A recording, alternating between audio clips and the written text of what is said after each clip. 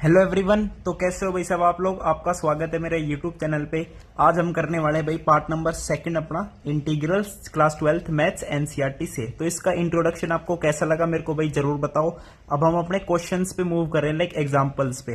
तो example number 1 start करते हैं भाई कि right anti derivative using inspection. ठीक है, यहाँ पे था कि यूजिंग इंस्पेक्शन मतलब एंटी डेरिवेटिव मतलब इंटीग्रल फाइंड आउट करना है यूजिंग इंस्पेक्शन। ओके, डायरेक्ट नहीं करना कि आपको पता है कि कोस एक्स का जो इंटीग्रेशन है वो क्या होता है, साइन एक्स होता है। ओके, तो आपको जो डायरेक्ट नहीं बताना, आपको यूजिंग इंस्पेक्शन ये फाइंड आउट करना है। अब इसका भी मतलब समझ लेंगे कैसे फाइंड आउट करते हैं। तो फर्स्ट पार्ट है कोस 2x का आपको एंटी डेरिवेटिव फाइंड आउट करना है। अब देखो कोस 2x का एंटी डेरिवेटिव मतलब कि इसका इंटीग्रेशन। ओके, और हमें ये पता है कि जब integration of cos 2x dx का हम डेरिवेटिव लेते हैं तो डेरिवेटिव एंड इंटीग्रेशन आपस में क्या है, एंटी है भाई, ये इसका उल्टा है बिल्कुल। ठीक है, तो जब derivative of integral of cos 2x dx लेंगे तो वो वापस से वही फंक्शन आ जाएगा कोस 2x। यानी हमको ऐसा फंक्शन फाइंड आउट करना है। देखो फाइंड आउट तो ये करना है सिर्फ ये, यानी इसका इंटीग्रेशन। तो ऐसा फंक्शन ढूंढो जिसका डेरिवेटिव करने पर कोस 2x आ जाए। इंस्पेक्शन का मतलब यही है, समझ रहे हो, ये अलग से है। इसका इंटीग्रेशन फाइंड आउट करना है और हमें पता है कि इंटीग्रेशन का डेरिवेटिव लेंगे तो वापस से वही फंक्शन आ जाएगा। तो यानी हमें ऐसा फंक्शन ढूंढना है और वो फंक्शन क्या आएगा, इसका इंटीग्रेशन ही आ जाएगा, यानी जो हमें एंटी डेरिवेटिव फाइंड आउट करना है।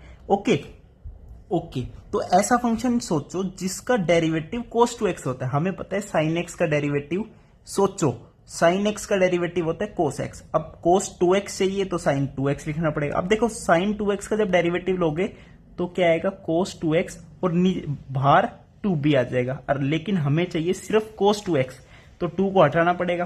तो नीचे 2 से डिवाइड कर दिया तो यहाँ पे भी 2 से डिवाइड हो जाएगा, ये इससे कैंसिल हो जाएगा। यानी वो फंक्शन कौन सा बना, साइन 2x/2। इसका डेरिवेटिव करने पर कोस 2x आ रहा है। इट मीन्स कोस 2x का एंटी डेरिवेटिव क्या हुआ, साइन 2x/2। ठीक है, इसको हम ऐसे बोल लेंगे कि anti derivative of cos 2x is 1/2 sine 2x। भाई इसका इंटीग्रेशन लोगे तो आपके पास ये होगा। और देखो आंसर्स में ऐसे भी लिख रहा है कि one of the anti derivative of cos 2x is this. अब ये वन ऑफ द क्यों लिख रहे हैं हम, मान लो मैंने लिख दिया यहाँ पे वन ऑफ एंटी डेरिवेटिव, क्योंकि आंसर में +c लिखते हैं कांस्टेंट ऑफ इंटीग्रेशन। अब c क्या है, एनी रियल नंबर। तो जितने रियल नंबर होंगे उतने अलग अलग एंटी डेरिवेटिव फॉर्म होते चले जाएंगे। तो इसलिए बोलते हैं one of anti derivative of cos 2x is 1/2 sine 2x, जब c की वैल्यू क्या होगी, 0 होगी, सिंपल। तो सेकंड क्वेश्चन देखते हैं अब, 3x² + 4x³। अगेन ऐसा फंक्शन सोचो जिसका डेरिवेटिव ये है। तो कौन सा फंक्शन हो गया, x³ + x⁴। इट मीन्स इसका एंटी डेरिवेटिव क्या हो गया, ये हो गया, सिंपल है। थर्ड क्वेश्चन देख लो, 1/x का एंटी डेरिवेटिव निकालना है। ऑब्वियसली x0 = 0 ही रहेगा। यानी ऐसा फंक्शन सोचो जिसका डेरिवेटिव करने पर 1/x आए, तो वो फंक्शन है अपना log x का। अब देखो x जब पॉजिटिव है तो ये डायरेक्ट 1/x आ जाएगा। x अगर नेगेटिव हुआ तो ऑब्वियस सी बात है, अगर ये नेगेटिव टर्म हुई -4 या कुछ भी हुई तो -1/x आएगा एंड -x का डेरिवेटिव से मल्टीप्लाई करेंगे विच इज -1। तो ये भी कितना आएगा, 1/x ही आएगा। यानी ये भी इसका एंटी डेरिवेटिव है, ये भी इसका एंटी डेरिवेटिव। तो बोल सकते हैं कि log ऑफ mod x भी क्या है, इसका एंटी डेरिवेटिव है। तो बस one of anti derivative of 1/x is log mod x। Okay, तो ये हो गया आपका एंटी डेरिवेटिव फाइंड आउट करना यूजिंग इंस्पेक्शन। ओके भाई, अब चलते हैं नेक्स्ट। आगे आता है कि एग्जांपल नंबर 2 कि आपको इंटीग्रल फाइंड आउट करना है। तो फर्स्ट क्वेश्चन आपका ये, देखो मैं इसको पहले से भी सॉल्यूशन लिख के ला सकता था खुद से सॉल्व करके, ठीक है, लेकिन मैं साथ साथ सॉल्व करता हूं ताकि आपको ये हार्ड नहीं लगे बिल्कुल भी। अब इंटीग्रल निकालना है इसका। ओके, तो x² को अलग से डिवाइड कर लो, x³ - 1/x² और बाहर है dx और ये इंटीग्रल है। ओके, अब क्या करो, अलग अलग इंटीग्रेशन कर लो, प्रॉपर्टी पड़ी है ना, कुछ नहीं करना। ये तो कितना बन गया, x बन गया। तो बोल सकते हैं x dx का इंटीग्रेशन -1/x² dx का इंटीग्रेशन। x dx का कितना हो गया, पावर में एक ऐड करो, जो पावर बनेगी उससे डिवाइड करो, प्लस में कोई कांस्टेंट आ गया c1। तो ये फर्स्ट वाले पार्ट का इंटीग्रेशन हो गया। माइनस है तो माइनस लिख दो। अब x 1/x² है, यानी x की पावर कितनी है -2, तो x की पावर -2 है तो पावर में एक रेज करो तो ये बन गई x की पावर -1, जो पावर बन गई उससे डिवाइड करो, यानी -1/x लिख सकते हैं, तो -1/x प्लस कोई कांस्टेंट आ गया सपोज C2, ये इसका इंटीग्रेशन हो गया। अब क्या बोल सकते हैं, देखो भाई ऐसे अलग अलग क्वेश्चन सोल्व करोगे, हर एक में कांस्टेंट अलग अलग है, लेकिन फाइनल आंसर में क्या करेंगे, देखो C1 प्लस C2 हो या C1 माइनस C2 हो तो कोई नया कांस्टेंट ही आएगा, तो लास्ट फाइनल आंसर में अपन सिर्फ C लिखेंगे, समझ गए। तो बस इसे लिख लो x²/2 माइनस माइनस प्लस, तो +1/x एंड प्लस में C कांस्टेंट ऑफ इंटीग्रेशन, तो ये इसका क्या आ गया, इंटीग्रल आ गया सिंपल। तो इसका इंटीग्रल ये हो गया। अब सेकंड क्वेश्चन क्या दे रखा है, देखिए सेकंड क्वेश्चन दे रखा है कि इंटीग्रल फाइंड आउट करो, x की पावर दे दी 2/3 + 1 और dx, इसका इंटीग्रल फाइंड आउट करना है, तो कोई दिक्कत नहीं, इसको अलग अलग लिख लेते हैं, x की पावर 2/3 dx का इंटीग्रेशन प्लस 1 × dx का इंटीग्रेशन। कोई दिक्कत आई, कोई दिक्कत नहीं आई। अब x की पावर इतनी है, पावर में एक रेज करते हैं, तो +1, 2/3 + 1 कितना होता है 5/3, और जो पावर बन गई उससे कर दो डिवाइड।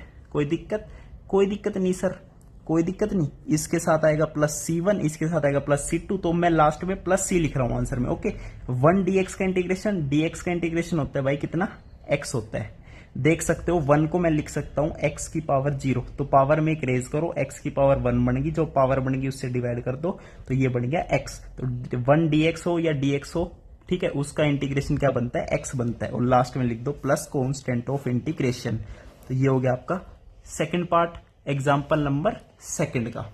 अब इसका थर्ड पार्ट देखते हैं। थर्ड पार्ट देखो, थर्ड पार्ट में कह रहा है कि इंटीग्रेशन फाइंड आउट करना है, इंटीग्रल x की पावर 3/2 + 2e की पावर x -1/x dx, इसका इंटीग्रेशन। देखो अब डायरेक्ट लिख के दिखाऊं आपको, आपको तो पेपर में प्रॉपर लिखना है, लेकिन समझो आपको इंटीग्रेशन आसान लगना चाहिए। x की पावर 3/2 है, पावर में एक रेज कर दो, 5/2 आ गया, जो पावर बनी उससे डिवाइड कर दो, प्लस का साइन है, प्लस लिख दो, 2e की पावर x, कांस्टेंट ऐसे ही रहता है, e की पावर x का e की पावर x ही रहता है, -1/x, तो इसका क्या रहेगा -log(mod(x), और लास्ट में लिख दो कांस्टेंट ऑफ इंटीग्रेशन। तो ये इसका क्या बन गया, इंटीग्रल फाइंड आउट हो गया। ओके गाइज, अब चलते हैं एग्जाम्पल नंबर 3।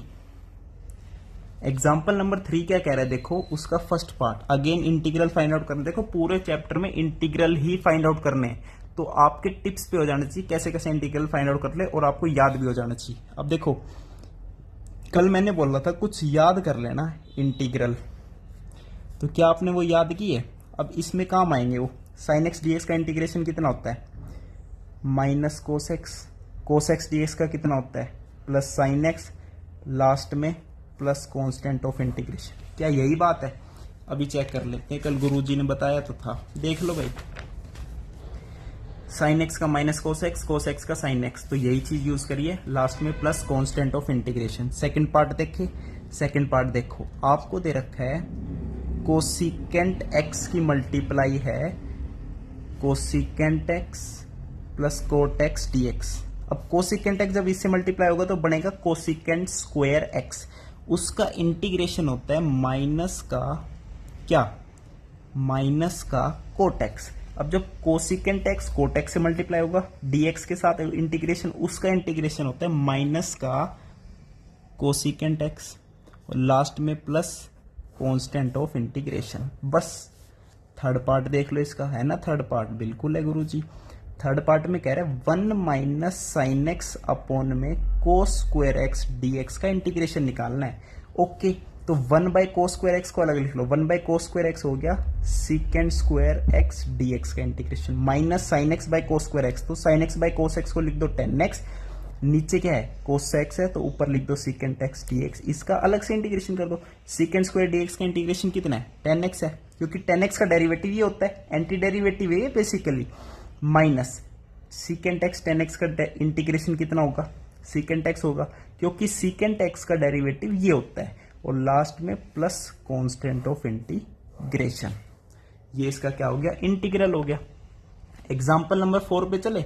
लास्ट एग्जाम्पल है, एग्जाम्पल नंबर 4, देखो क्या कह रहा है। देखिए एंटी डेरिवेटिव ऑफ एफ निकालो। अच्छा, मतलब एंटी डेरिवेटिव का नाम दे दिया capital F, anti derivative capital F find out करना है ऑफ फंक्शन एफ।